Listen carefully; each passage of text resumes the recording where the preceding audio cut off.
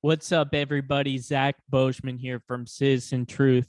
Listen, before we get into this week's episode of the podcast, I wanted to give you a quick apology. I woke up very early to record this episode, had not had my coffee yet, so the energy of my voice is kind of low. Jessica was a great guest, and she conveys some very important information about the lives of the people in Massafuerte in the occupied West Bank. So I hope you still listen, and I promise on next week's episode, I will have more energy. Much love.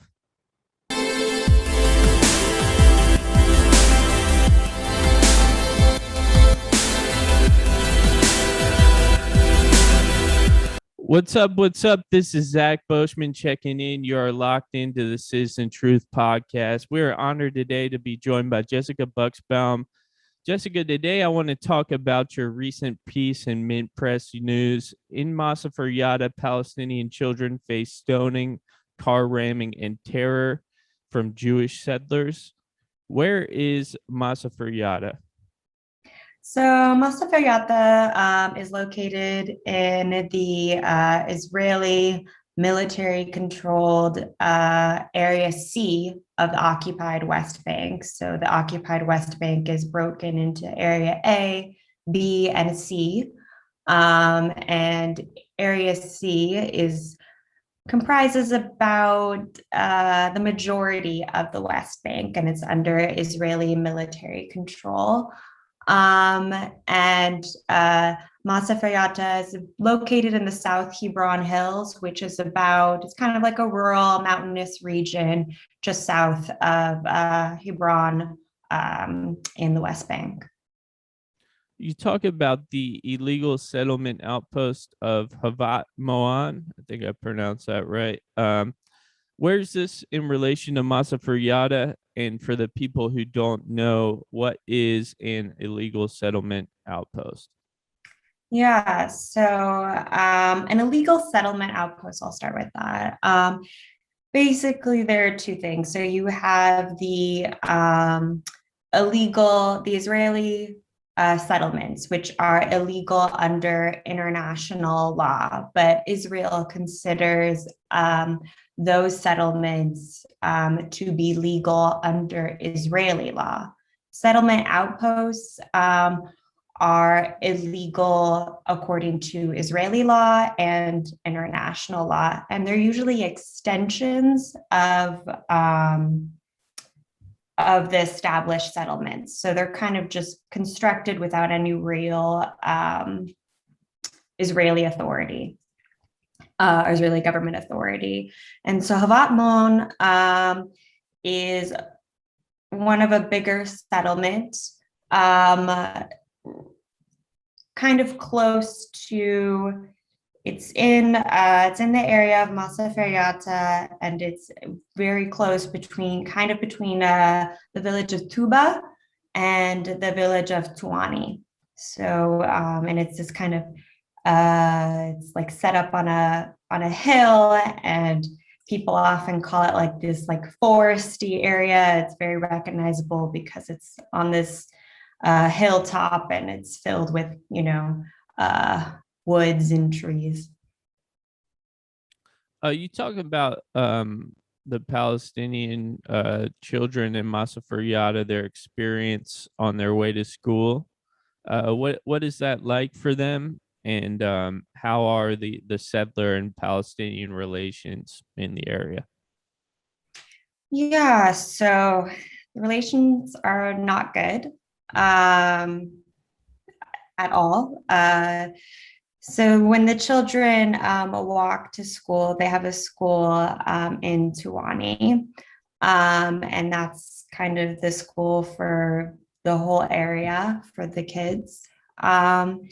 And often the children on their way to school will experience settler attacks, verbal abuse from the settlers, sometimes stone throwing, sometimes just getting beat up. It depends. And the relationship between settlers and Palestinians in the area is very violent.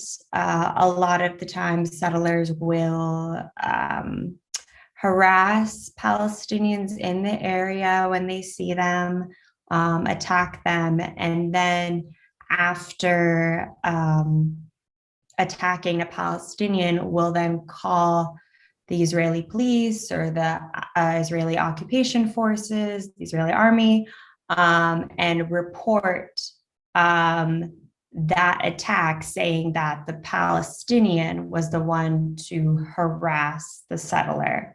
And so they'll make that report, and then the IOF or the police will come and arrest or interrogate or detain the Palestinian as a suspect. So that happens a lot.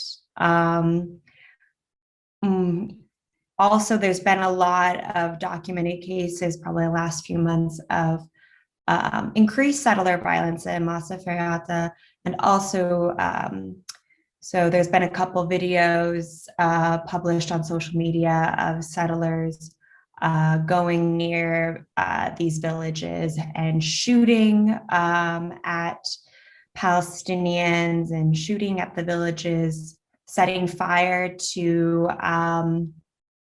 the Palestinian fields as well, so destroying their crops and their livelihoods. So yeah. You talk a little bit about military escorts in the piece. Are these military escorts reliable, and are they keeping the children safe on their way to school? No, they're not considered very reliable, unfortunately. So basically, the military escorts are often late, whether it's picking them up in the morning, escorting them to school, or taking them back or on their way back home. So, and when that happens, the children have to call, who's ever the commander, whoever's in charge, whatever number they have, to basically be like, where are you? What's going on? So they could end up waiting for hours for, the soldiers to come and escort them.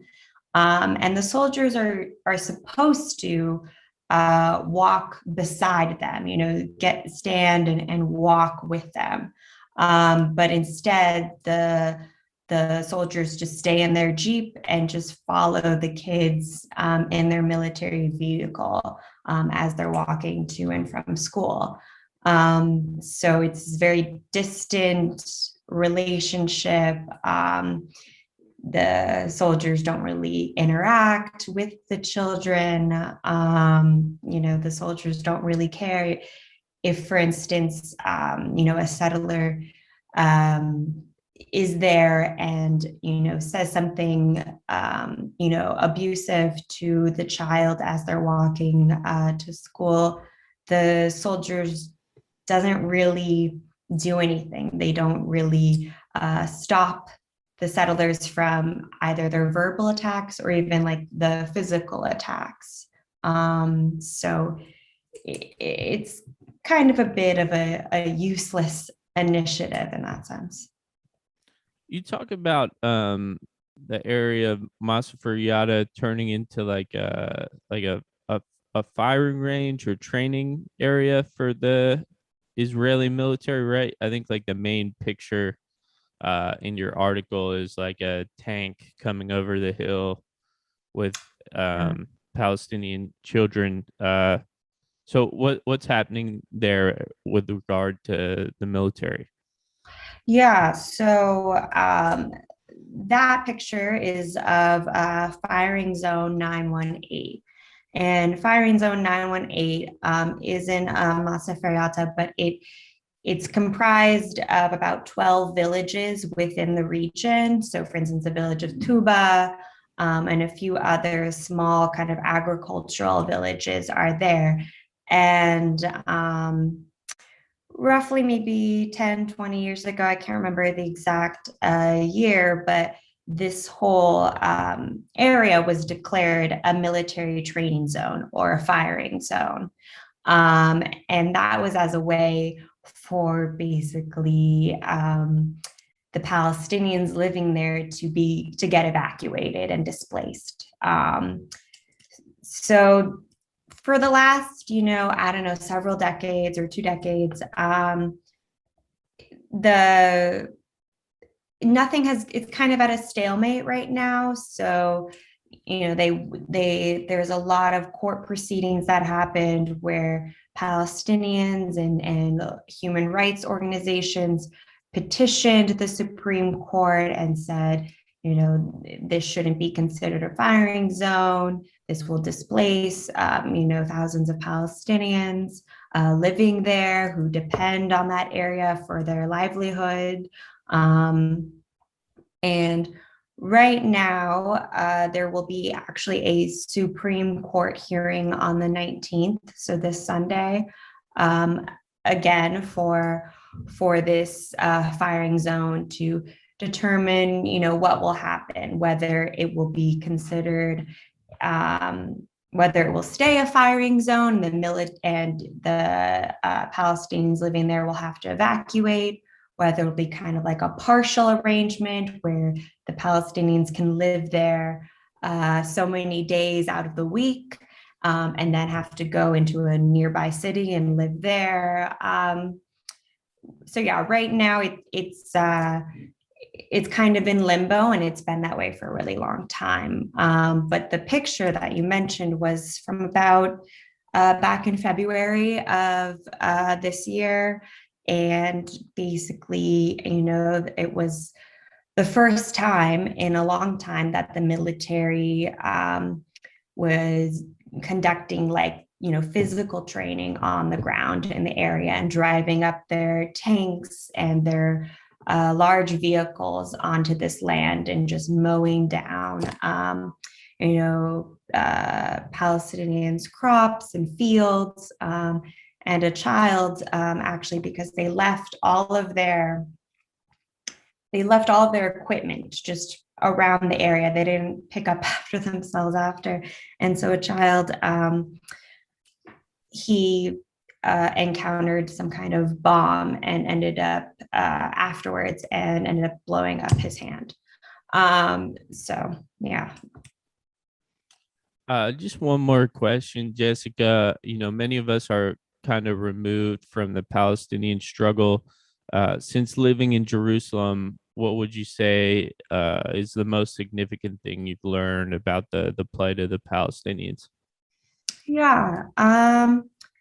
So I would say it's probably freedom of movement. And I think, that extends across all of Palestine. So Palestinians living in Jerusalem, living in the West Bank, living in Gaza, they all experienced this huge impact on their freedom of movement. So right now it's the Jewish holiday season.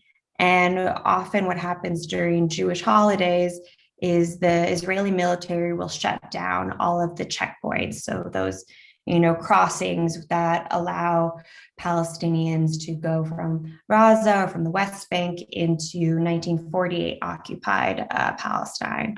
And so even Palestinians who were, granted permits from Israel to enter into 48 are barred during this time to cross the checkpoints. So, that affects obviously their livelihoods and, their whole freedom of movement and just the whole system of permits that they have to basically get a permit from the Israeli government in order to go to Jerusalem, for instance, to work in 48. And so, that affects, again, their job prospects, their family situations, if they have family living in Jerusalem or in 48, and if they're living in the West Bank, it separates families a lot as well. So yeah, I would say that's probably one of the most significant issues that I've seen. Jessica, thank you so much for joining us. Yeah, definitely. Great.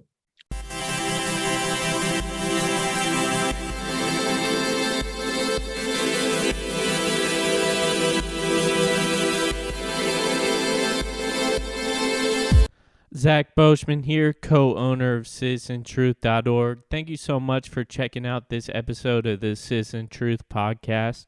The intro and outro song is Enthusiast by Tours and is provided via the Creative Commons license. Please subscribe and check us out at citizentruth.org.